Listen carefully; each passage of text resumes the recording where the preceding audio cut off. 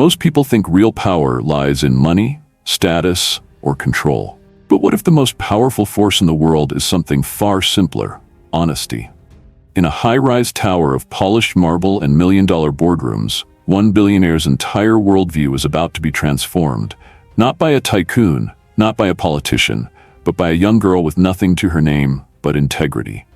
Lucas Bennett was known for his ruthless efficiency. CEO of a global real estate empire, his name alone struck fear or admiration, depending on which side of the boardroom you were sitting. Lucas didn't believe in second chances. His philosophy? Everyone had a price. Trust was weakness. Compassion, a liability. His skyscraper was filled with yes-men, polished executives, and an ever-revolving door of staff who couldn't meet his impossible standards. He watched everyone, literally. Secret security cams were installed not just for protection, but to test loyalty. To Lucas, people were like assets. You measured them in output, not character. Which is why Diana Rivera, the overnight cleaning woman, barely registered in his mind. Diana Rivera moved through the corridors like a whisper, present, but never acknowledged. She wasn't hired to be seen. Her role, like so many others in the building, was designed to happen after hours, when the lights dimmed and the executives had gone home. Most employees didn't even know her name. Fewer still had ever looked her in the eye. But Diana wasn't bitter. She didn't have time to be. Every moment of her day was accounted for. Mornings spent at a local diner, afternoons assisting at a laundromat, and nights pushing a cart filled with cleaning supplies on the 47th floor of Bennett & Co. This routine wasn't a phase. It was survival. Her late husband's passing left her without a safety net, and the only thing standing between her daughter and the poverty line was her relentless will to endure. Her daughter Lily often sat quietly in the break room during Diana's shift, her school backpack at her feet and a worn-out sketch pad in her hands. The child had grown up surrounded by disinfectant wipes, mop buckets, and fluorescent lighting. Yet she never once complained. She knew the stakes. Diana had made it clear through actions, not speeches. Dignity comes not from what you do, but how you do it. There were nights when Diana's feet bled through cheap sneakers. Nights when she'd pause at a window to catch her breath, looking out over a city she helped keep clean but could never afford to experience. And on those nights, when exhaustion weighed down her shoulders like wet cement, she'd glance at Lily and remember exactly why she kept going. No title, no corner office, and no applause. Just quiet resilience. The kind that doesn't ask for recognition. It just shows up over and over, even when no one is watching. It was well past office hours. The halls were quiet, the city lights casting a bluish hue across the polished floors. The towering windows reflected the empty chairs and echoing silence of a space built for power plays and high-stake decisions. But on this particular night, something far more profound was about to unfold. Not in a boardroom, but in the dimly lit lounge reserved for executives. Lucas had been pacing all day, distracted by the collapse of a multi-million-dollar deal. Tensions were high, and his usual composure had frayed at the edges. As he dropped his briefcase carelessly on the couch, the corner of an envelope slipped out, thick, white, unmarked. He didn't notice. He had bigger problems, at least in his mind. In that moment, Diana was vacuuming the corridor nearby. Lily, finishing her math homework in the break room, wandered into the lounge. Her eyes caught the envelope immediately, not because she was looking for trouble, but because it stood out in the sterile space like a secret waiting to be discovered. She approached it with the innocent curiosity only a child can carry, unaware that her next actions would echo far beyond that room. Kneeling beside the couch, Lily gently picked up the envelope. A few crisp bills peeked out, not one or two, thousands. Her fingers trembled slightly as she opened it further, revealing rows of $100 bills neatly stacked. Her eyes widened, not in greed, but in confusion. This wasn't pocket change. This was more than her mother made in a year. She paused. Alone, no cameras she could see, no one watching, no voices urging her one way or another, just silence. And then, deliberately, carefully, she tucked the bills back in, pressed the envelope flat, and zipped it inside the briefcase exactly where it had come from. She looked around once more, not to check if she'd been caught, but to make sure it was secure, and quietly left the room. Lucas, reviewing surveillance footage hours later in search of the missing money, watched this scene play out in real time. He had expected theft. Maybe hesitation. At best, confusion. But what he saw instead disarmed him completely. A child, unprompted, doing the right thing without flinching. Not for reward, not out of fear, but because it was the right thing to do. And in that instant, something broke open inside him. This wasn't just a fluke. It was a mirror. A reflection of values passed down, of character forged not by wealth, but by example. Lucas wasn't watching a child return money. He was witnessing an ethical foundation that couldn't be taught in business schools. One that had been built by someone he'd never really noticed before. Diana Rivera. The lost envelope, once a source of panic, had now become something else entirely. Proof that character can live quietly in the most overlooked places. And this honest mistake, it didn't expose weakness. It revealed something unimaginable. The strength of integrity in its purest, rawest form. Lucas Bennett had never believed in sentiment. To him, everything, every relationship, every decision was transactional. People were either assets or liabilities. Even his philanthropic efforts were tax-efficient moves dressed up as charity. But that night, watching Lily handle that envelope, something unfamiliar stirred inside him. He didn't understand it at first. Why did it matter so much that a child returned money that wasn't hers? Why did it shake him more than losing millions in a bad merger ever had? He sat alone in his office, staring at the footage, rewinding not out of suspicion, but fascination. There was no performance in Lily's actions, no fear, just an instinct to do right. It gnawed at him. That moment was uncorrupted by expectation. There was no audience, no reward. In the quiet flicker of surveillance footage, he saw something he couldn't quite name, a standard of character he hadn't seen in his boardroom in years. Maybe never. And behind that quiet moment was someone even more remarkable. Diana.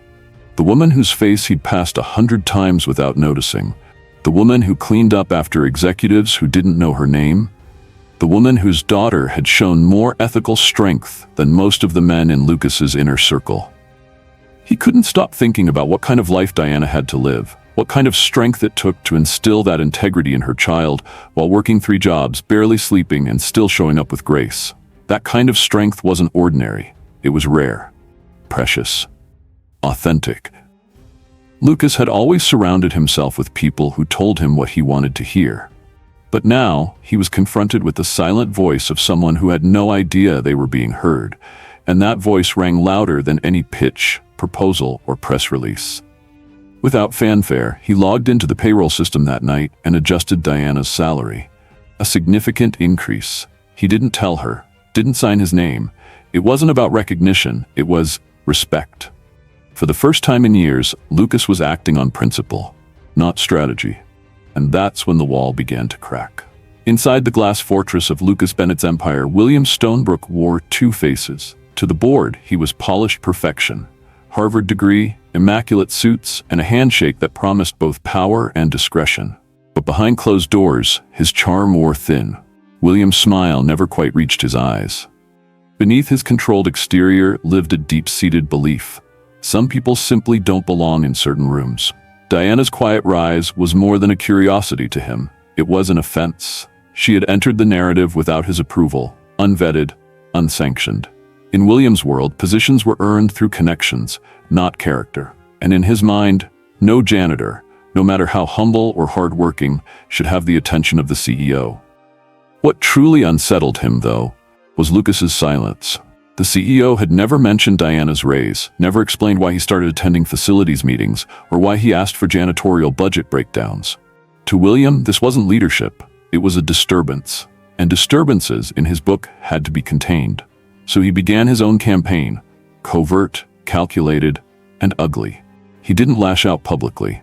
He made offhand comments in executive meetings, "Shouldn't we reconsider access protocols?" Or, "I'm concerned we're lowering our professional standards." These weren't statements, they were seeds, quietly planted, meant to cast doubt without ever naming names. At first, the team dismissed them, but as William continued, he escalated. Diana began noticing changes, sudden inspections, schedule reshuffles, supplies missing, even whispers among staff she had once called friends. And then came the encounter in the underground parking garage. She was wheeling out a bucket of cleaning supplies at 11:30 p.m. when she heard footsteps echo behind her. William's voice was calm, eerily so. "You know," he said, circling her cart, "it's admirable how far you've come, but people like you should know when enough is enough." Diana didn't flinch. She simply looked up at him and said, "People like me?" William leaned in, a hint of smugness behind his voice. "People who clean up after others. This isn't your world, and the higher you try to climb, the harder it'll be when you fall." Then he walked away, leaving nothing but the sound of dripping mop water and an unspoken threat hanging in the air. Diana stood there for a moment, her hands gripping the mop handle, not out of fear, but out of resolve. She knew that moment would define something, not just for her, but for the daughter waiting at home, and every unseen worker just like her. And while William believed he'd delivered a warning, he had in fact lit a fuse. Lucas wasn't used to feeling conflicted. For most of his life, decisions had been transactional, clear, sharp, and efficient. But after watching Diana get cornered by William, both figuratively and literally, something began to stir inside him that he hadn't felt in years. Disgust. Not with Diana, with himself, with the system he built. Because the truth was, Lucas had allowed William to flourish. He had rewarded William's aggressive ambition, mistaking cruelty for leadership. Every time William shut someone down, silenced a junior voice, or pushed a subtle agenda of exclusion, Lucas looked the other way. Not out of malice, but because it was easier, because it protected the empire. But Lily had changed that. Lucas began to question how many other Dianas had been ignored, how many good people had been pushed out because they didn't fit the mold. He knew he couldn't fix everything overnight, but he could start by confronting the rot at the top. In secret, he requested access to archived HR complaints, most of them dismissed or resolved quietly. The patterns were undeniable. William had been walking a fine line for years, skating by on charisma, connections, and clever wording.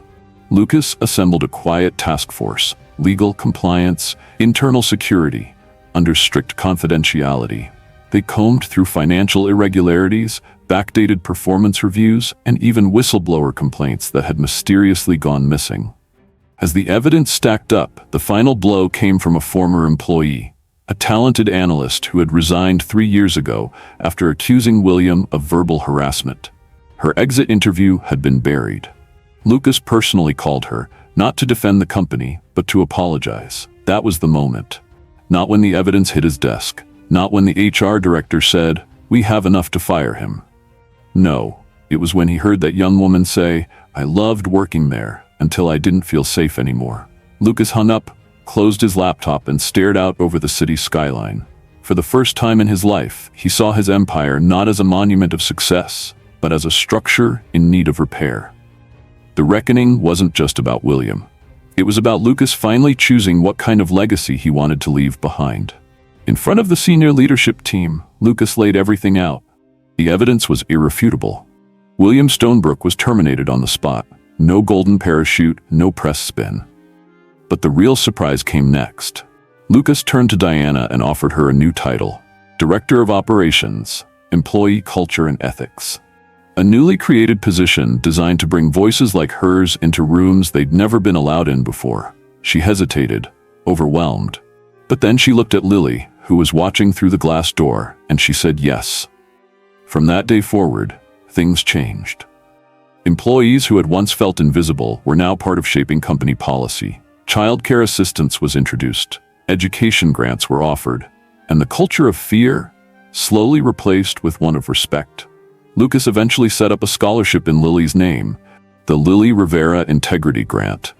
It supported children from working-class families who demonstrated exceptional moral character. Not grades, not achievements, just heart.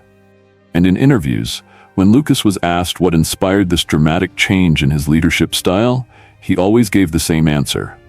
A little girl found $25,000 and decided to give it back. That's what changed everything. It's easy to think that your actions don't matter, that honesty only makes a difference in fairy tales or ethics classes. But the truth is, the smallest decisions, made in silence, often carry the loudest echoes. So the next time you're alone, faced with a choice no one else will see, remember Lily. And remember that integrity, though often invisible, has the power to rebuild empires. If this story inspired you, let us know in the comments below. hit that like button, subscribe for more emotional and uplifting stories, and don't forget to check out our full playlist of transformational narratives. And if you want to see how kindness and character can change the world, one person at a time, keep watching. Links to more are in the description. Thanks for being here.